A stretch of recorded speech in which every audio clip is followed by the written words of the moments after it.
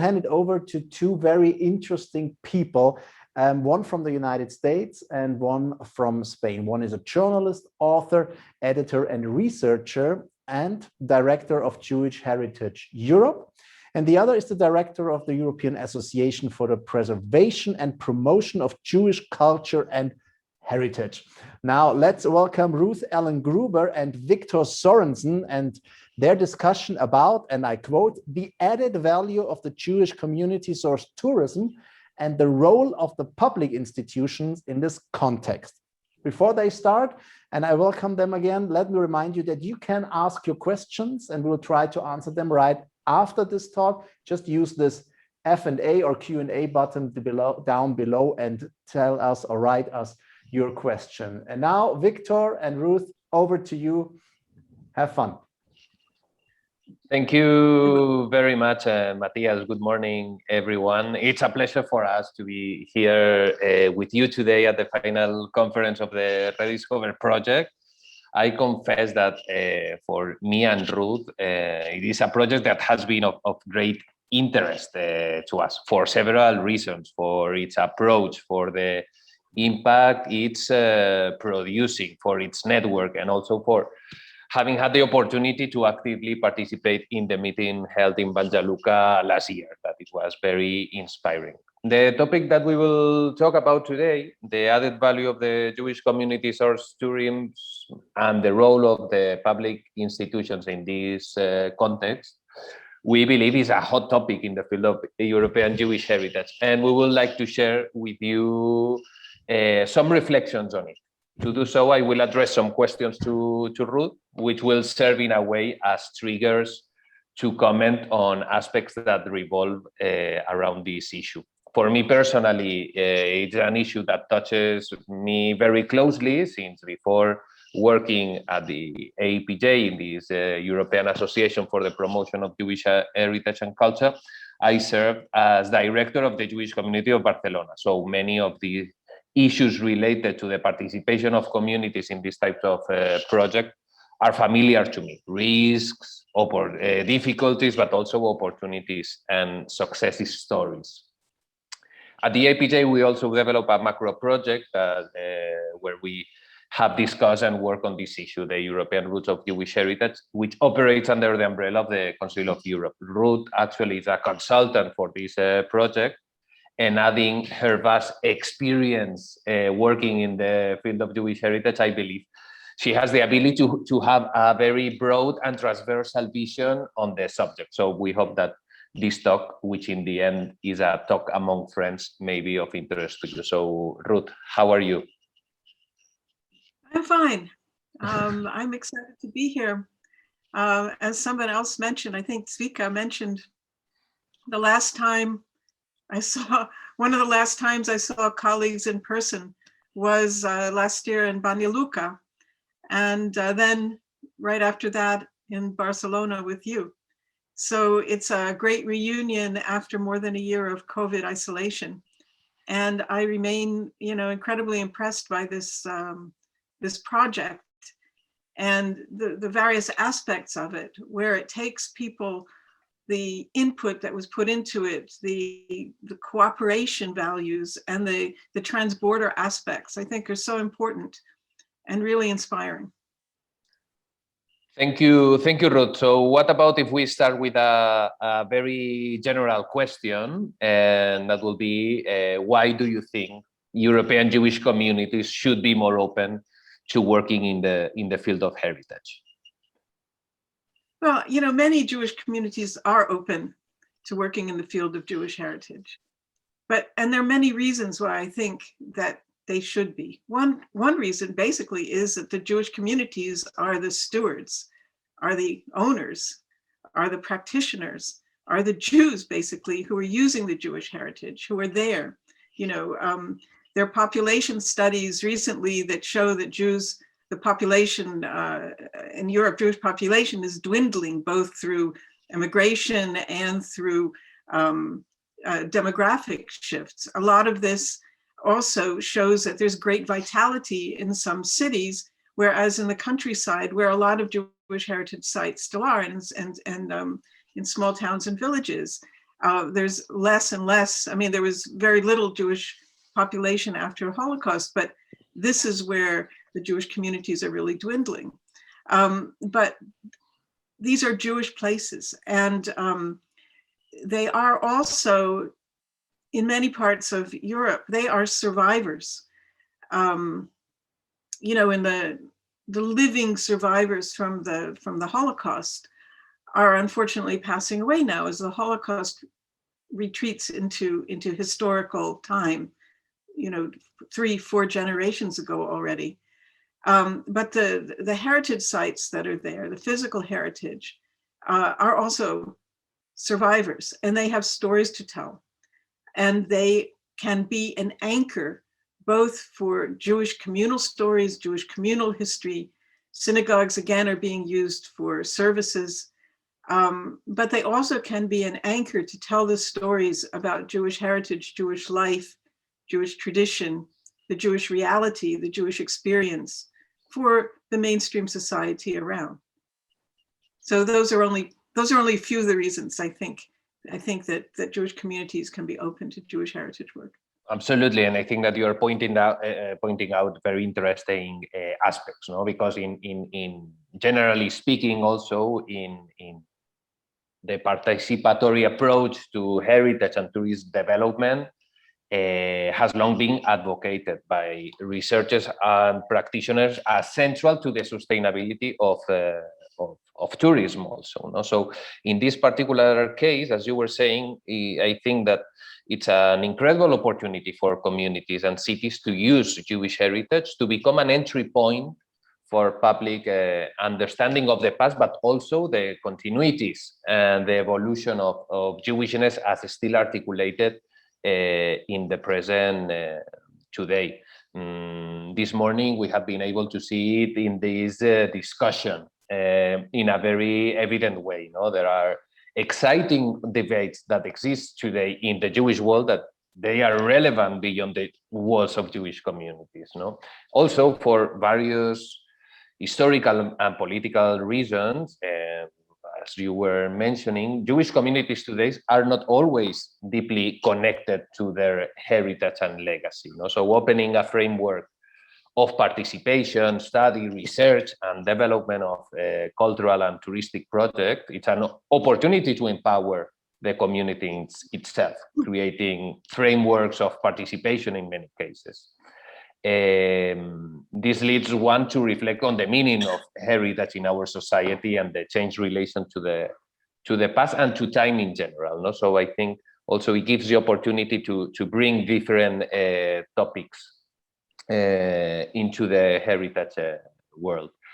Also, I think that there are some risks here, no, linking the authorized heritage and tourism product marketing and development necessarily raises questions on authenticity, commodification, and participation. Now, we are talking also about the ownership of heritage, as you were mentioning. No, the non-participation of Jewish communities, I think that has another risk, because it may lead to essentializing or reducing Jewishness to something that only existed in the past and continues only to exist in a museum-like state. No? Who decides what is going to be highlighted and what will disappear? That's why it's crucial that the Jewish communities to be integrated into these types of projects. No? So I think that there's opportunities, but also a need to make an effort to base this participation of the Jewish communities into these kinds of projects. Yeah, I agree very much with you.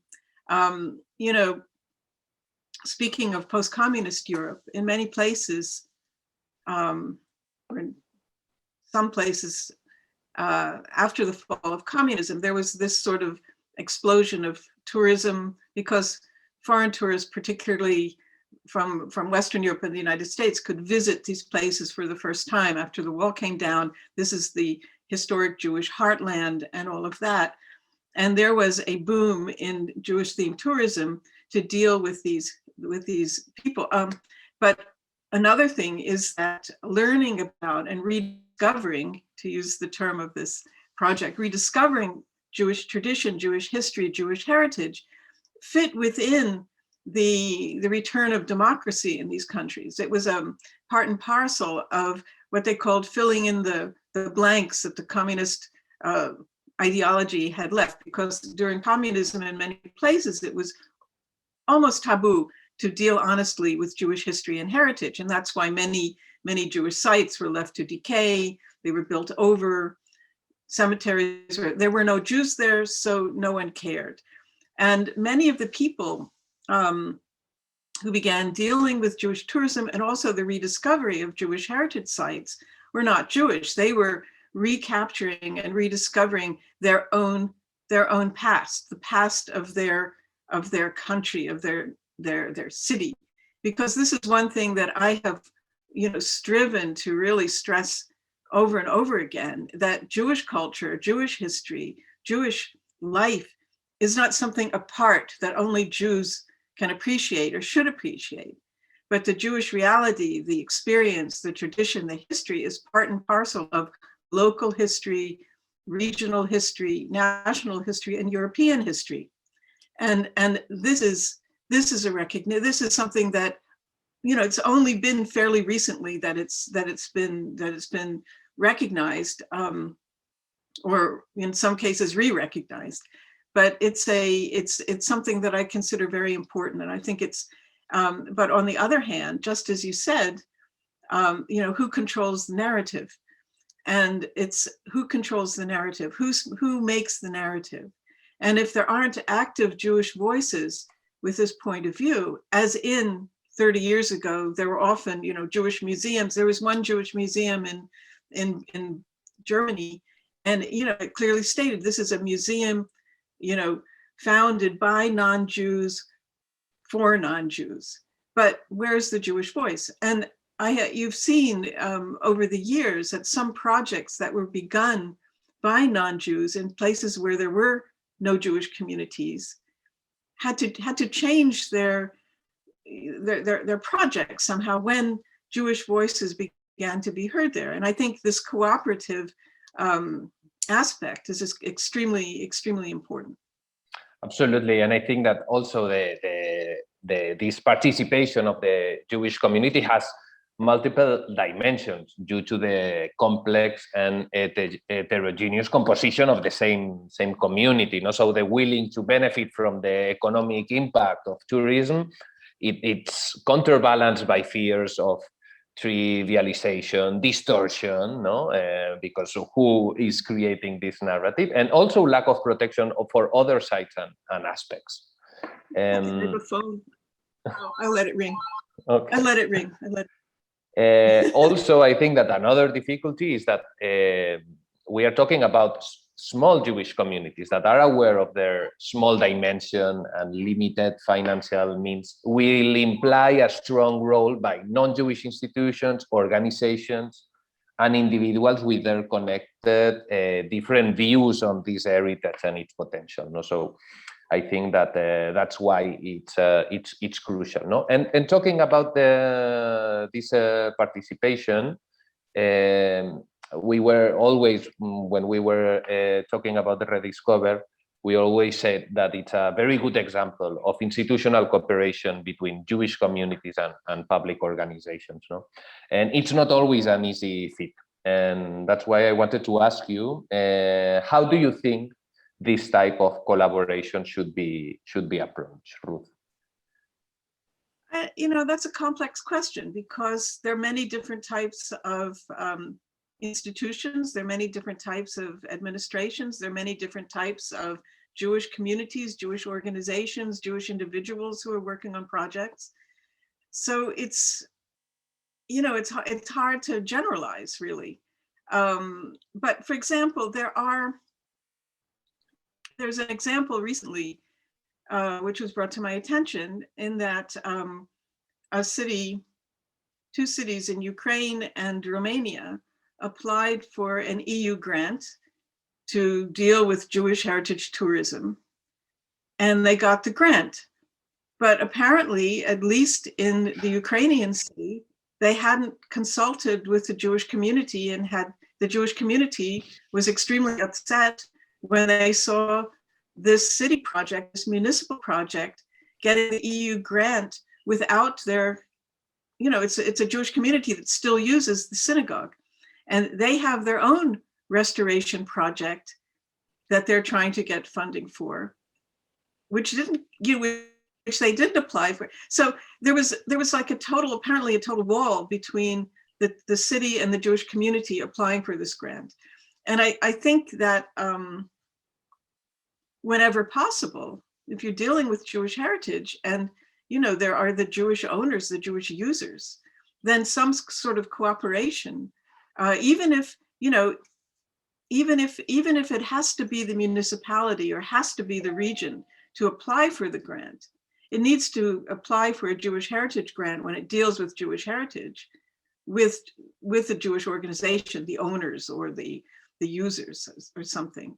Even if it's only sort of as a consultant, not as a partner to the grant process, but to be totally distanced from it is not correct. Also, I think that there's no magic formula, no, as you were saying, because it depends on and relies on the different scenarios that we can find in different regions of Europe. But I think that it's not a coincidence that even though there is an extensive literature about the importance of cooperation between different stakeholders and the community-based tourism, very few authors suggested structured ways to successfully apply theory to practice, no? And here, obviously, we are talking about strategy development, and this process implies a deep negotiation between public authorities and communities, no? And as you were saying, I think that we can find different ways where this development could be blocked. In my opinion, for the reasons are always linked by not giving enough space or time to hold these discussions and negotiations. No, there are no shortcuts to success here. No, and I think that the Rediscover project, no, offering this framework for a cooperation in a, let's say, in a good amount of time, no, 2-3 years period of time, it's a guarantee that these narratives can be counterbalanced, that also the different stakeholders can offer in some way their limits for acceptable change in the development of the project. So these are aspects to take into account. No? Also, another problem that we may find is that sometimes public bodies treat host communities as a very homogeneous block, but in reality, most communities are complex, heterogeneous, and stratified. No? So there are also subgroups or individuals that can act on for their own interests rather than collective well-being. No? So the stakeholder selection process is also key here. No? And I was, yeah, sorry, no, I was going to ask you another question, but if you want to add something. In many places where tourism is being developed, there are no active Jewish communities, and you don't want to. It's difficult in places where there are no Jewish communities to. I don't want to use the word control, but to tell people how to deal with the Jewish heritage. If, for example, it doesn't belong to the Jewish community, it's not owned or used by Jewish community or Jewish individuals. What is there to stop an individual or a local group or a town to have a festival or something like that? But you want to encourage local initiatives or individual initiatives to now even just go online and and find some some source of sort of accurate information about what they're doing. If you don't want to stop anybody from restoring a Jewish cemetery, but you want them to make sure who owns it, if they can work, if they how halachic regulations work in a Jewish cemetery. You want them to be aware of what they're dealing with. There are many initiatives to clean up Jewish cemeteries, to clean up synagogue sites and all this. It's, when possible, the people who do this should get some sort of guidance from somewhere. I don't, in some cases it's very difficult to find where to have the guidance. That's another issue, another challenge for people. And it would be, for example, if there's going to be this handbook, there are now some very good web resources where you can turn to find the best way, the best practices to deal with these places, and whom even to contact. And I think to spread the word about these best practices, and if you have a question about best practices, where you can get that information, I think that's also very important. Absolutely. And I think that leads to another question, that a question and also an answer, no? Because you were pointing out this need to look for some kind of framework, some kind of cooperation that can be transborder in order to develop these kinds of projects. No, also it could be very interesting to ensure the sustainability of the projects. No, to look for this cooperation in the European scope. No. So in this way, why? Well, you are already answering in some way, but I wanted to ask you more in depth about what are the opportunities that may arise with this transnational or transborder cooperation for the Jewish heritage projects. Well, I think one thing that's useful to know is that if you want to work on a project where you are, you may find a model in another country. You may find strategies that have been worked out in other countries, other cities. I mean, it's, transborder can also mean outside of your own city or outside of your own region. You may find something that's not local, that's all, you don't, so you're not recreating the wheel. I think, your project with the Ruths and the incubators is one way that people can exchange their information. On the website that I'm running, Jewish Heritage Europe, I post information about projects from over 40 countries in Europe, so that you can see models that that might be helpful.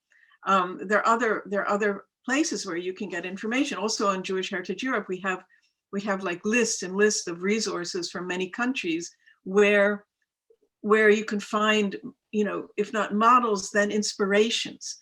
And I think rather than just sort of being local and saying, well, what can we do with this? How is it going to work? What's going to look around and see what's going on. There's some very interesting transborder projects being done. I mean, one that I would love to see, because it's two sites that I really love. They're two Jewish cemeteries, one in a very isolated part of Czech Republic and also Blacha, and across the border in Poland, in Biała, which is also very isolated, remote part of Poland.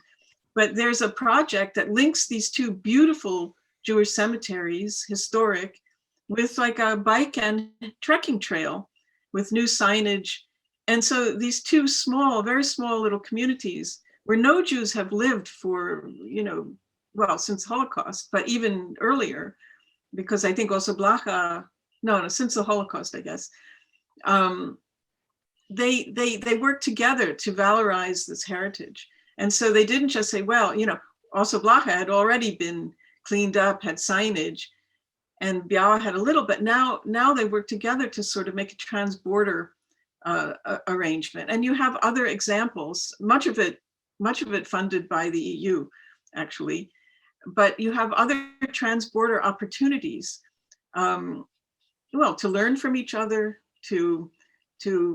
because the borders that we have in Europe today were not always borders. So a lot of places that, 100 years ago were one country are now different countries. So these Jewish heritage places and history, just like the local history, is all interconnected. So there's a lot to learn from going outside of your neighborhood, is what I'm saying. No, absolutely. In some way, heritage doesn't understand borders, no? And we can find that through this cooperation, these kind of projects can move up a level in some ways, no? Finding best practices, models, shared experience. I think that this is crucial. And I will add another component to this, that in some way, talking about Europe nowadays, in order to shape a European sociocultural place identity, Jewish culture and history needs to be integrated in this European heritage identity. Not just because local identities in Europe have indeed been influenced for 2 millennia by Jewish culture. Jewish culture can be found everywhere in Europe, and in this way, European programs could reinforce these local initiatives, no, and their importance accorded to Jewish heritage and culture. So in addition to be a European identity integrator, also Jewish heritage and culture also offers the opportunity to cities that, as you were mentioning, maybe they are out of the tourist map, to generate a new narrative of regeneration that I think that it's very, very, very interesting, no? And and I want to hark back to something that Linda Bahn said this morning. It's about identity. She was talking the way how in Hungary, many Jews define their Jewishness through the Holocaust and anti-Semitism as, reaction to the Holocaust and reaction to anti-Semitism. And I think that's, for many Jews, it may still be like that, but I think, the non-Jewish world can define Jews in terms of Holocaust and anti-Semitism. If many schools teach Holocaust.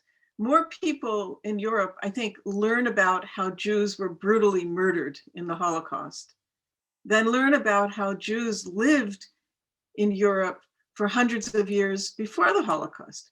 When my brother and I once visited a Jewish museum, I think it was in Krakow, in the old synagogue in the early 1990s, so like 30 years ago. And before the tourist boom, before Kazimierz was developed. And we went into this, and his remark was, looking at what was there, he said, Jews didn't sit around for hundreds of years looking at candlesticks waiting for the Holocaust. There is a vital life, civilization, everything before that. And kids in school are not taught about this. They're taught about how Jews were killed and brutally killed. And I think it's extremely necessary and extremely urgent to teach about Jews as people, and Jewish life.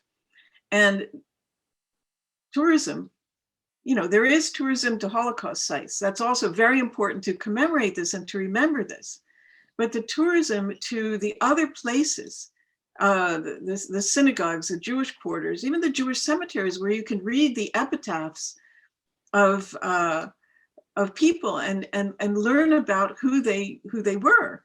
I think it's extremely important, and to see the art and all of this, to see the decorations, the sculptural art and cemeteries, to get a picture of who Jews are and were, and not just thinking of them as victims of the Holocaust or victims of anti-Semitism. And I think this is extremely important. And I think that really well done cultural tourism can help on this. Absolutely, because this complex vision of the Jewish heritage and the Jewish history, it's needed in order to understand the past, but also the present of these Jewish communities nowadays. Matthias, Victor, do you? Yes. Yeah. We have the same thought at that moment. No, I did not want to interrupt you, but it was very interesting to listen to both of you. And I think just what Ruth mentioned at the end was a very important thing. And we were listening to you, Ruth, let me tell you that. And we were saying, yes, she's absolutely right. That's what happened to us in school. The technician said, and our editor said, and yeah, you're absolutely right. That is something that has to be done and that has to be changed. And Victor, one quote that you just mentioned a few minutes ago, talking about heritage, when you said heritage should not have borders. That's a very important point you made there as well. So I could have listened to you much longer, but we have to keep an eye on the clock, and we said we will be done at 12:30. So thank you for that. A lot of there were no questions coming up. Just thank you for many wrote to us that find it very interesting, but you did not leave any question unanswered. So thank you very much for your time and your insights, and all the best to you, Ruth and Victor. Thank you. Thanks to you, Matthias. It was a pleasure. Thank you. It was our pleasure. So